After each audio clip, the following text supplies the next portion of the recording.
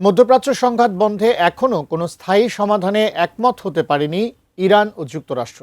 যুদ্ধবিরতি কার্যকর থাকায় ক্ষেপণাস্ত্র হামলা বন্ধ থাকলেও থেমে নেই উভয় পক্ষের বাকযুদ্ধ।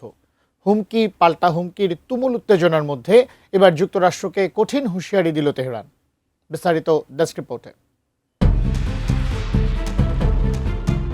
কিছুতেই থামছে না মধ্যপ্রাচ্য উত্তেজনা। গোলাবারুদের শব্দ না থাকলেও বাকযুদ্ধে জর্জরিত ইরান যুক্তরাষ্ট্র। এদিকে উভয় পক্ষের মতানৈক্যের কারণে দুই দফা ভেস্তে যায় শান্তি চুক্তি আলোচনা।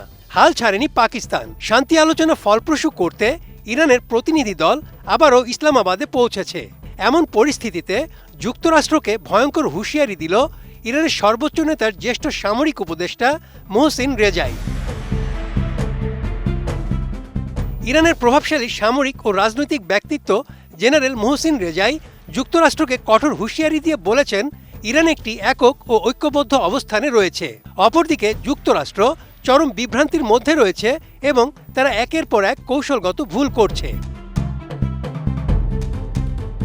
জেনারেল রেজাই বলেন, ইরানের সাহসী সন্তানদের শক্তিশালী হাত এবং আত্মত্যাগী জাতির ঐক্যবদ্ধ প্রচেষ্টায় পারস্য উপসাগর ও ওমান সাগর থেকে আমেরিকান শক্তির হাড় গুঁড়ো হওয়ার শব্দ সারা বিশ্বের কানে পৌঁছে যাবে।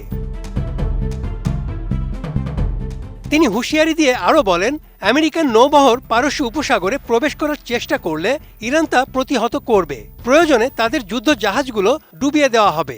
এর আগে তিনি যুদ্ধ থামানোর জন্য দুটি বড় শর্ত দিয়েছিলেন।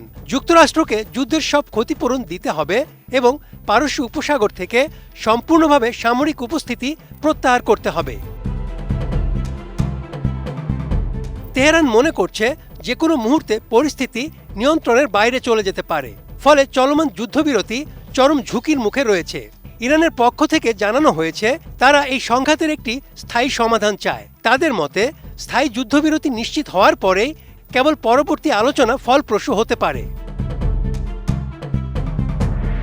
এই মন্তব্য ইরানের প্রয়াত সর্বোচ্চ নেতা আয়াতুল্লাহ আলী খামেনির নির্দেশনায় দেশটির অভিন্ন অবস্থানের প্রতিফলন বলে মনে করছেন বিশ্লেষকরা। তাদের মতে এই কঠোর বার্তাটি মধ্যপ্রাচ্যে চলমান সামরিক ও রাজনৈতিক উত্তেজনার প্রেক্ষাপটে মার্কিন যুক্তরাষ্ট্রের ওপর ইরানের মনস্তাত্ত্বিক চাপের অংশ। ইরানের এই বক্তব্যের জবাবে এখনও পর্যন্ত যুক্তরাষ্ট্রের পক্ষ থেকে কোনো আনুষ্ঠানিক প্রতিক্রিয়া জানানো হয়নি। বিশ্লেষকদের মতে এই অঞ্চলে ইরান ও যুক্তরাষ্ট্রের মধ্যে সামরিক উত্তেজনা নতুন করে মাথাচাড়া দিয়ে উঠতে পারে। তাদের মতে ইরান আসলে একটি ভঙ্গুর পরিস্থিতি থেকে বেরিয়ে এসে যুদ্ধের স্থায়ী অবসান চায়, যাতে অঞ্চলটি বড় ধরনের কোনো বিপর্যয় থেকে রক্ষা পায়। Desk report, ATN news.